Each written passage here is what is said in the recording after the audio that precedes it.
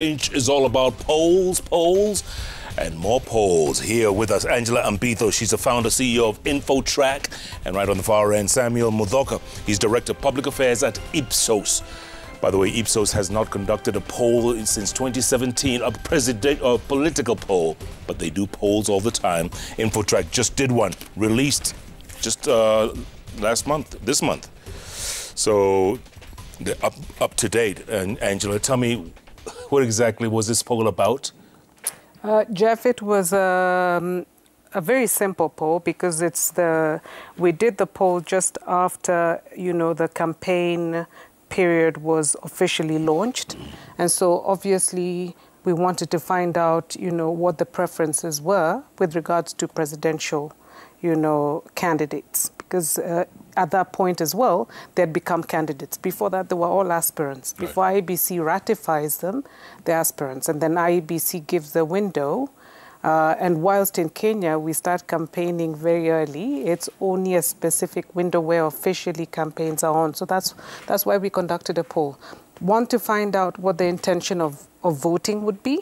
So, because voter turnout is very critical in estimating, what kind of results we would get in terms of election outcomes.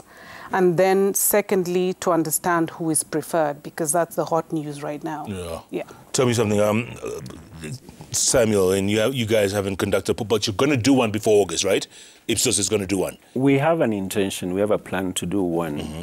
And, of course, we are guided by, a set protocol about opinion polling, because it's a very established practice, world, in the Ipsos world. And one of the things that is guiding us towards that, we know that voter preferences is a changing variable. So until that time that we could say it's now constant, at that point, we would want to do a poll. But between now and then, there could be events and activities that could change intentions in one way or another. And we are taking care of that so that by the time that we release a poll, we would want it to be predictive. Yeah. Angela, tell me something. How accurate are the polls you conduct? A poll, Jeff, is a snapshot at that point in time. And Sam here should be telling us the truth, that the reason why they don't want to conduct polls is because of the flack. That they get. The flack is crazy. And so, yes. Because Ipsos does not want the flack that they received last time, they want to limit themselves to a specific window. And I'll tell you why. It's what billion shilling industry right now? What does our association say? It's about 500 billion. That's globally. Yes. But for Kenya? No, for Kenya is much less than that. Could be about 1 billion. 1 billion. Shilling industry. 1 billion shilling industry. We're not many players. And only this polling, Jeff, only but constitutes 0.0 something of our business. So the reason why you don't see the 12 to 13 odd members of the Market Research Association doing polling is because of the risk. So when you do your risk assessment and you sit with your board, like probably Ipsos did, you ask yourself, is it worth the headache? Because 99% of your revenue is not earned from polling, which comes only during a specific window. And we're only 13 to 14, core, but still an oligopoly because we have only but I think 5 to 6 main research agencies, correct? International and local. Okay, humor me. What's the core work then? Our core work is to work with Citizen and to tell Citizen, are you the most? I don't know. that sounds core business, man. I think the research business in Kenya literally could be much, much bigger, in the extent of 3 billion. The industry. Right. And of course, you have every other corporate who wants to understand their businesses and quite a number of things. We have the media. We have the social and, the development sector, which is large, the corporate sector. And there is a lot of business in that kind of a sense. And opinion polling, by design, I think it is many companies have been understood to be just pollsters at the expense of so much other things that they do. So deliberately. So sometimes strategically you want to focus, because we are businesses. We are out there to make value for our shareholders. So you rationalize exactly what it is that you want to do and do it effectively. Yeah. Actually, what we do is, I was just starting off because obviously media research is one of the core areas that we cover. But there are things that the research is divided into two. There's market and consumer research that looks at consumer behavior patterns. Who is drinking what? Whether it's alcoholic or non-alcoholic beverage, who's consuming what? Then there is, of course, there's also the service sector. So, why would you go to a specific restaurant, hospital, bank, use a specific mobile provider as opposed to another? That's where the business is. Then there's social research. Social research looks at all the problems that afflict our society today. So, for instance, Sam, myself, and other research agencies work with the UN agencies, all these international organizations to deal with health, so malaria, TB, COVID, etc., to understand how people, view this kind of diseases. And then we also have governance and social governance and political-based research, where, opinion polling is just but a small facet. So there are many other things we do in the governance realm. Last week, we launched a poll with Kenya National Human Rights Commission on the death penalty. Had nothing to do with of course, we have one presidential candidate who has touched on what would happen if... Yeah, and by the way, his approval rating has gone up to 7%. Where? One of the polls. I guess it was your competition. You see, this is why you need to put things in context, Jeff. Is it 7% nationally, or is it 7% in a ward? Region. No, it wasn't in a ward. No, but this is it. So if it is Nairobi, then we must confine it to Nairobi, which only constitute a specific percentage of overall, national voter population. It would be interesting to see what those numbers will be when we all run our polls, but certainly I would not be surprised that the numbers of specific candidates, now that we only have 4, are they still 4? The 2 main ones and the 2 others who were ratified by and cleared by IEBC, it would not surprise anyone that their numbers would go up. What is the usual margin of error, Samuel, in your polls? So let me give you a little background and then put this into perspective. And it is very important that Kenyans understand that this is science. Opinion polling is as old as from 1824. That's 200 years back. It has been happening. And opinion polling is all about going to a population and selecting a representative sample. Now, when we talk about representativity as part of research, what is that sample that can represent the population? And that is where we bring the margin of error. Why do we talk about a sample? I normally use an analogy which is very, very interesting. When we want to know that you have malaria, Jeff, we only take 1 drop of your blood. We don't drain the whole 5 liters of blood from you. And from that 1 drop, we can test and find that you have malaria. And remember that 1 drop has red blood cells, white blood cells, all of those things. So in a population survey, you go and select a subset of that population, which exhibits the characteristics of the population. And every time you select that, because we are guided by the rules of science, acceptable margin, there are different margins of error, but in a Kenya population, our population right now, the eligible population that votes is about 21 million. 21 million, you can represent them with a sample of 1,000 plus, depending on the margins of error. But now a sample of 2,500 has a margin of error of plus minus 2.2. Plus minus 2.2. That is an acceptable range. The more you increase the sample, the more you reduce the margin of error. So, for example, a sample of 10,000 could have a margin of error of something like 0.7% plus minus, but it may not necessarily give you a lot of different results from a 2,500 or even 5,000 sample. So it doesn't matter. The more and more we increase the sample, the margin of error doesn't get to zero because it goes on a line up to infinity. It will never get to zero. And it is important to understand that. So what sample can represent the Kenyan population? Even with good sampling, following the rules of science, even a sample of 1,000 can represent a subset of the population that you want to measure and understand. And Angela, why is there always contestation when the opinion polls come out? Why is that? Is that human nature or what is it? Well, yes, because we see the skepticism not just in Kenya, we see it everywhere.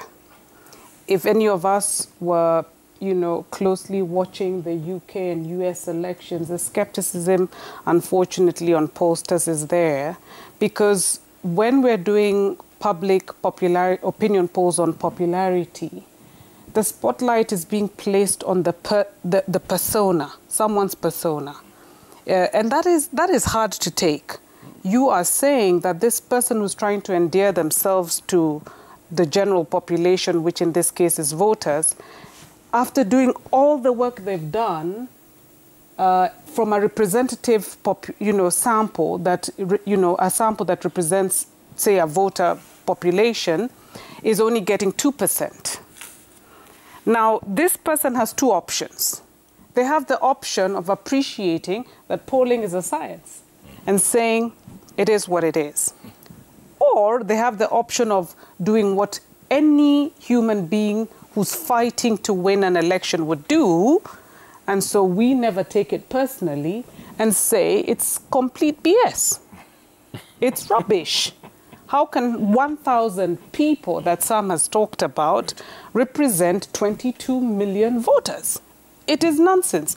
And if you look at it from the perspective without understanding the science, then it sounds preposterous. So I think one of the things that we know ourselves as pollsters, that we have our work cut out for us in terms of working with the media, and it's the only way to do it anywhere in the world, to educate the populace. So that when the politicians stand on podiums, as they've done in the past, and say, look at the massive audience here. Ona hii umati. Watu wote. All these people who have come here. And some bloody pollster has the audacity to say that I don't have numbers, I can only command 1%. Of course they're fraudsters. Kwa ground, vitu ni different. Kwa ground hapa, tunaona, things are very different. Yeah. But of course, those are the people that we know, and we know how. I've just come from the field. I came from the field last night. And we know what happens when, the political period is on and how different ways are used to get people to go to those particular, rallies. So some people there may be people that are espousing to what you're trying to sell, but there are many others who are coming for handouts. That's it. You're kitu too. Yeah. Sam, you want to add something? Of course, it gets very interesting when you hear, a politician or whoever is standing on the podium and asking, who has been talked to? Have they talked to any of you? Yeah. And then everybody is, we have never seen them, we've never talked to them. Right. And Jeff, because this is science, it boils back to science. We want to talk to 2,500 Kenyans at any given instance, for example.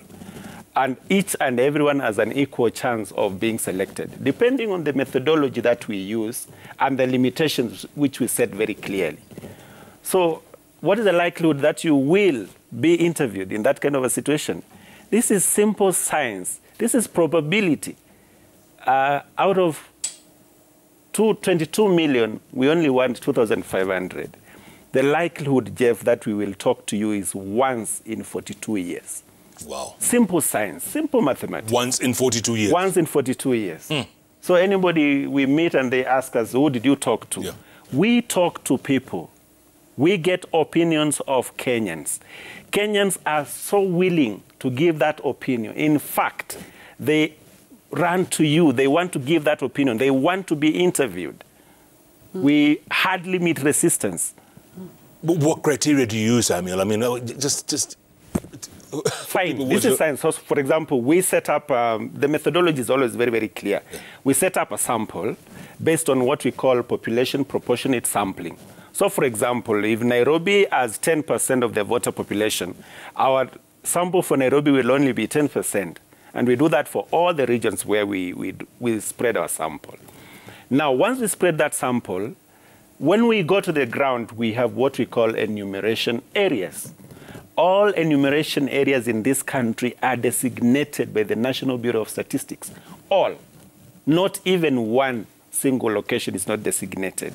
So the moment we get into designated enumeration area, and we know the specific sample that we need to get from that, there are rules of science. Where do you start? There is what we call, the right-hand rule. You move several households from a central location, and then you start interviewing. When you get into a household, you list all eligible participants, because remember, each one of them has an equal chance of participating. And we list them in what we call a quiche grid. Remember, we are doing this on our technology platforms. Right. And then the mechanism will just raffle and select that one person that you will interview. What if that person is not there? Because we only interview people who are members of a household, within a household. And you'll find that most of the surveys that are done at household level, we don't do street intercepts. And then we take cognizance of the fact that people could be away from home because they are working or doing other activities. So you will extend the interviewing period so that it captures both normal day, weekends, evenings, or times that people can be at home, so that every person is given an equal chance of being intercepted at the household. By the way, and interviewed. I don't know anyone who's ever been polled. Huh? Are you serious? I don't know. Well, how old will you be 42 years from now? You have 42 years, yeah. But you will. You see, there are a couple of things. Right now we're what, 3 odd reliable pollsters. The more pollsters we have, the more the chance. The higher your likelihood of being interviewed. Yeah. So, and the frequency as well. If we are only doing one poll a month, then the frequency and probability reduces. But as Sam has mentioned, it is a matter of probability and frequency. If every pollster, assuming you had 20 pollsters, each one of them doing 4 polls or 5 polls a month, your likelihood would reduce from 42 years, Jeff. We will reach you. Yeah. We'll ask you, who are you going to vote for as your MP and ward rep? Yes. Who is your MCA, first of all? Correct. Do you know your MCA's name right now? I do indeed. But let me ask you this before I answer your question. We all know this. He who pays the piper calls the tune. Correct. So if someone commissions a poll, yes, you're going to be biased. No. He who pays the piper calls the tune, but the tune that we professional researchers adhere to is a strict protocol that follows the science. So we said it's 1 billion shilling or more industry. Every one of those, including Citizen, pays us to do research. Now, when we come back to you, we will tell you the truth as to whether JKLIVE is popular or not. Yeah. But you've paid us. Correct. Correct? Yeah. Because you want to get this information so you can improve your product. The same with politicians? Same thing. It's the same thing. And many of them, some will tell you, receive the results very professionally in the boardroom. Is that true, Sam? Jeff, you would be shocked the number of politicians who commission opinion polls, sit in strategy sessions, use that data, and probably go out there and deny everything in the public space. But let me wonder, is this the same person? But let me say this for the record, right, that opinion polling is not cheap. It's not a cheap business, really. And when you see an opinion poll that is released publicly, most of the times you find that we only have like 4 or 5 questions that we own. We have the copyright, we own them, but there are mechanisms and the vehicles that we have that almost every other research organization runs that are capable to pull in resources. So Citizen, you have 5 questions. Somebody else has their 10 questions or 3 questions, and then we pull up these resources, and then I'm able to plug in my 5 questions there. And the issue about funding will never arise because I'll give you your data. It's private. We will not discuss it with anybody else. I'll do the same to all my other clients. But my 5 questions, which I own, I'll go ahead and publish. Right. I think it's imperative to make the viewers understand. There's paid-for research. There's commissioned research that belongs to, and that is customized research, which sometimes can cost up to the tune of 20 million, 30 million. Expensive. It's expensive. But that data belongs to the client. And you sign non-disclosures, and the proprietariness and ownership is the client, the person who paid, whether it's good news or bad news. And it's not often going to be good news. Because why do you do research? You do research because you're feeling a pain, or your hunch is telling you something needs to change. So then you go to the research institution or agency, and they will then understand. This is why we call it the research what? The research problem. Our business is to understand the research problem. And then we generate hypotheses. And the hypothesis once generated is JKLIVE show not popular? And then we have to, confirm whether that is the case or not. Because of numbers, literally, right? Exactly. Yes. Or is a specific drink not being consumed as much now as it was before? Once you've confirmed that, then you go through the steps. Why? Who has stopped? Where have they gone? It is the same principle with politics. Are you popular? Not as much as you think. So whilst you think that you're good looking or you're entertaining, when we talk to respondents who are voters and they tell us, no, we don't think so, we just come back and tell you, you're only endearing yourself to 2% of the population or 1% of the population. And that 1% is here. The rest of these guys are going elsewhere, or they are with nobody. Okay, before we take a break, real quick, and you don't have to answer this, but how does Sakaja remain so popular in Nairobi? He's at like 40%, despite the degree controversy. How do you explain that? You want to think about that while we take a break? Absolutely. Your guess is as good as ours. Yeah, absolutely. And Wajakoya at 7%? But like you said, it's probably in Nairobi only. It's not nationally. No. I mean, he said on your show that he would arrest. I don't know about you. You'd arrest me and have me. So I don't want to say You're not going to touch that one. It could be the whole country, but it still would be 7%. 7% will not take you to State House. No. No? No. Absolutely. Wow. Angela Mbitho, founder, CEO, InfoTrack, and Samuel Mudhoka, Director of Public Affairs at Ipsos. We're talking numbers. We're talking science, you said, huh? 200 years of science. And the numbers don't lie. Let's face it. Keep tweeting at Koinange Jeff, at Citizen TV Kenya, the hashtag JKLIVE. JKLIVE takes a break. We'll be back in a moment.